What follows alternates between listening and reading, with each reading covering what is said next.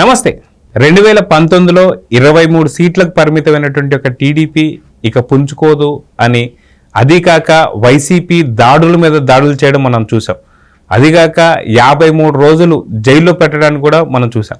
అయితే అనూహ్యంగా 164 సీట్లతో కూటమి విజయం అందరికీ తెలిసిందే. అయితే గెలిచిన మరుక్షణం నుంచి కూడా ఎంతో మంది పెట్టుబడిదారులు, ఎందుకంటే ప్రజలందరూ కూడా ఏరి కోరి ఖచ్చితంగా చంద్రబాబు నాయుడు గారైతేనే ఇప్పుడు ఈ విధ్వంసాన్ని నుంచి పూర్తిగా గట్టెక్కిస్తారనేటువంటి నమ్మకం. అయితే ఇప్పుడు ఎవరైతే సంస్థలు ఏవైతే ఉన్నాయో, ఎవరైతే పెట్టుబడిదారులు ఎవరైతే ఉన్నారో ఒక్కొక్కరు చాలా మంది క్యూ లైన్లో ఉన్నారు. అయితే వాళ్ళు ఎందుకున్నారు ఏంటి అనేది మనతో పాటు సీనియర్ జర్నలిస్ట్ కనకదుర్గ వడ్లమణి గారు ఉన్నారు. వారిని అడిగి తెలుసుకుందాం. మేడం నమస్తే. నమస్తే అండి. మేడం, చంద్రబాబు నాయుడు గారు గెలవడం, ఆయన ముఖ్యమంత్రిగా ప్రకటించడం, ముఖ్యమంత్రి అయిన దగ్గర నుంచి కూడా అసలుకి ఆయనకి తీరిక లేనటువంటి ఒక పని అని చెప్పేసి అనుకోవచ్చు. మొన్న చూసుకుంటే మనకు సిఐఏ సదస్సు కూడా చూసాం. ఎవరైతే పెట్టుబడిదారులు రావడం కావచ్చు, కొత్త కొత్త కంపెనీస్ రావడం కావచ్చు, ఇంకా చాలా మంది క్యూ లైన్స్లో ఉన్నారు అని చెప్పేసి అంటున్నారు. మరి ఇంతమంది ఎవరైతే పెట్టుబడిదారులు కావచ్చు, లేదా కొత్త కొత్త కంపెనీలు వచ్చేవాళ్ళు కావచ్చు, 2019 నుంచి 2024 దాకా ఎక్కడికి వెళ్ళారనుకోవాలి? అంటే జగన్ మీద నమ్మకం లేదనుకోవాలా? ఇప్పుడు అసలైనటువంటి ఒక డెవలప్మెంట్ ఏపీలో జరుగుతుందని చెప్పేసి ఊహించి, లేదంటే మనకు ఖచ్చితంగా అంచనా వేసి వస్తున్నారని చెప్పేసి అనుకోవాలా? ఎలా భావించవచ్చు దీన్ని? ఏమండి, మీకు అసలు గుర్తుంటే కనుక అయితే నేను ఇంకా మర్చిపోను, ప్రజలు కూడా మర్చిపోరు. అసలు తెలుగుదేశం కార్యకర్తలు కానీ, తెలుగుదేశం నాయకులు కానీ అంటే చివరి వరకు మర్చిపోరు. ఏంటంటే నిండు సభలో అసలు చంద్రబాబు నాయుడు గారిని మాట్లాడిన మాటలు నేను ఇప్పటికీ కూడా ఆశ్చర్యపోతా.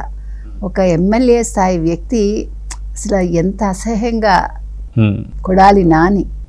నిజంగానండి బాధ అనిపిస్తుంది. ఎందుకు బాధ అనిపిస్తుంది అంటే, చంద్రబాబు నాయుడు మనకేం కాదు, ముఖ్యమంత్రిగా పనిచేశారు, ఓకే, అంతవరకు పక్కన పెడితే అసలు కొడాలి నాని లాంటి ఒక వ్యక్తి గుట్కాలు తింటూ ఒక మామూలు స్థాయి వ్యక్తి ఒక ఎమ్మెల్యే అయ్యి, అంటే అదృష్టం పట్టి అట్లా మాట్లాడటం అనేది ఎవడు మర్చిపోడండి. చాలా దారుణం. అలా మాట్లాడుతుంటే ఖండించలేదు చూడండి. ఒక ముఖ్యమంత్రి స్థాయి వ్యక్తి చదువుకున్నాను అనుకుని ఏదో ప్యాలెస్లో బతుకుతున్నాను దిగొచ్చాను అనుకున్నాడు చూడండి జగన్మోహన్ రెడ్డి. జగన్మోహన్ రెడ్డిని అంతకంటే క్షమించకూడదు. ఇప్పుడు ఒకటి తప్పు చేస్తుంటే తప్పు చేసిన వాడిని సమర్థించే వాడిని ముందు శిక్షించాలంటారు. కాబట్టి ఇక్కడ శిక్ష ఫస్ట్ జగన్మోహన్ రెడ్డికి పడ్డాక మిగతా వాళ్ళందరికీ పడాలండి. ఎందుకు ఇది చెప్పుకుంటున్నామంటే, మీరు చెప్పినట్టుగా ముసలాడ అయిపోయింది నీ పని, వెళ్ళి కూర్చో, ఇంట్లో కూర్చో, మూల కూర్చో అన్నట్టు మాట్లాడారు ఆ రోజు. Nobody will forget that. ఈరోజు దానికి బదులు ఇప్పుడు మీరు అడిగిన ప్రశ్న, ఎంతమంది అండి పారిశ్రామికవేత్తలు? దాదాపు 400 మంది పైగా. They are waiting to meet Chandrababu Naidu garu. ఇది జగన్మోహన్ రెడ్డి వినాలి, ఇది వైసీపీ నాయకులు వినాలి. ఎందుకు చెప్తున్నామంటే, చేతకాని వాళ్ళు ఎవరు అనేది ఇవాళ ఇది చెప్తుంది ఈ మాట. మీరు ఎందుకు రాలేదు జగన్మోహన్ రెడ్డి పీరియడ్లో అని అడుగుతున్నారు. ఎందుకు వస్తాయి అని నేను అడుగుతున్నా. ఎలా వస్తాయి? వాళ్ళు ఏం చేశారని వస్తాయి, వాళ్ళకి ఏం వచ్చని వస్తాయి. ఐటీ మినిస్టర్కి గుడ్డు తప్ప ఏమన్నా తెలుసా? ఒక ముఖ్యమంత్రికి చేయూతలు, చేపలు పట్టడాలు ఇవి తప్ప ఇంకేమన్నా తెలుసా? పానీపూరి బళ్ళు తప్ప.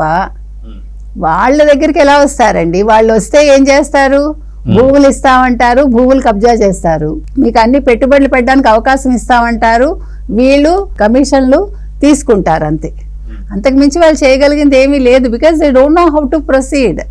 నెక్స్ట్ ఏం చేయాలనేదే వాడికి తెలియదు, అసలు అది ఎందుకు వస్తున్నాయో తెలియదు ఫస్ట్. అందుకు భిన్నంగా చంద్రబాబు నాయుడు పని అవ్వలేదు, చంద్రబాబు నాయుడు చాలా అవసరం ఈ రాష్ట్రానికి అని చెప్పి ప్రజలు తీసుకొచ్చినందుకు, మీరు చెప్పినట్టు ఆయన వైజాగ్లో సిఐఐ సదస్సు జరిగినప్పుడు దాని ఫలితం ఈ రోజు కనిపిస్తోంది. వైజాగ్లో యూనిట్ స్టార్ట్ అవుతోంది. ఇక్కడ 400 మంది పైగా ఈయన కోసం వెయిట్ చేస్తుంటే ఇవాళ లోకేష్ చంద్రబాబు నాయుడు గారు కలిశారు. ఇంత టైం లేదు ఆయనకి రేపొద్దున బడ్జెట్ సమావేశాలు ఉన్నాయి శాసనసభ 22 నుంచి. ఈలోగా శ్వేతపత్రాలు విడుదల చేశారు. మరోపక్క ఢిల్లీ వెళ్ళి కలిసి వచ్చారు నిధుల కోసం. ఇంత బిజీలో ఆయన కలుస్తున్నారు. ఇది పరిపాలన, ఇది ప్రజలు కోరుకున్న పరిపాలన. ఇది ఆంధ్రప్రదేశ్ ప్రజలు కోరుకున్నది. అయితే ఇప్పుడు ఇంకా 400 మంది సంబంధించి ఎవరైతే పెట్టుబడిదారులు అయితే రావాల్సిందో ఇంకా పూర్తి స్థాయిలో ఇంకా అందరినీ కలవలేదు. మీరు అన్నట్టుగా ఖచ్చితంగా ఇప్పుడు క్యాబినెట్ మీటింగ్ కావచ్చు, లేదంటే అసెంబ్లీ సెషన్స్ కావచ్చు, ఇవన్నీ స్టార్ట్ కాబోతున్నాయి కాబట్టి కొంత వ్యవధి ఇచ్చారు. అదిగాక 400 మందికి కూడా జస్ట్ ఒక సెల్ఫీ ఇచ్చి పంపించచ్చు, కానీ సెల్ఫీ ఇవ్వడం కాదు, ఖచ్చితంగా ప్రతి ఒక్కరితో కూర్చుంటే కానీ కనీసం ఒక్కొక్కరికి ఒక గంట కేటాయించాలంటే చాలా సమయం అయితే వ్యర్థిస్తుంది. అంటే ఇంతమంది లైన్లో ఉన్నారు అంటే ఏపీని ముందే ఊహించారని చెప్పేసి అనుకోవచ్చుగా. 19 నుంచి 24 వరకు ఏం జరుగుతుంది అనేది వాళ్ళు అర్థం చేసి ఆగిపోయారు. అదే 19 నుంచి 24 సంబంధించి ప్రభుత్వంలో వాళ్ళు దావోస్కి వెళ్లాల్సింది కాస్త చలిక్కు అని చెప్పేసి ఆగిపోయారు. సరే, అది కాక వైజాగ్లో పెట్టినటువంటి ఒక ఏదైతే పెట్టుబడిదారుల సదస్సు ఏదైతే ఉందో దాంట్లో పానీపూరి ఇలాంటి బండ్లకి ఏదైతే సూట్లు వేసుకొని వచ్చేసేది అయితే అంటున్నారు. నిజంగా అలాంటిది జరిగింది అనుకోవచ్చు అంటారు ఆ రోజు? మీరు గుర్తుందో లేదో, it's a very lengthy question అన్నాడు ఎవరు, జగన్మోహన్ రెడ్డి గారు ఆన్సర్ ఇవ్వలేక. సో లెంగ్తీ క్వశ్చన్స్కి హౌ టు గివ్ ఆన్సర్ అనేది జగన్మోహన్ రెడ్డి చంద్రబాబు నాయుడు గారిని అడిగి తెలుసుకుంటే బాగుంటుంది. ఎందుకు చెప్తున్నాం అంటే ఇప్పుడు 400 మంది పైగా, చంద్రబాబు నాయుడు గారు ఒక సెల్ఫీ తీసుకునే వ్యక్తి అండి? ఆయనకు అవసరమా? ఆయనకు అవసరం లేదు.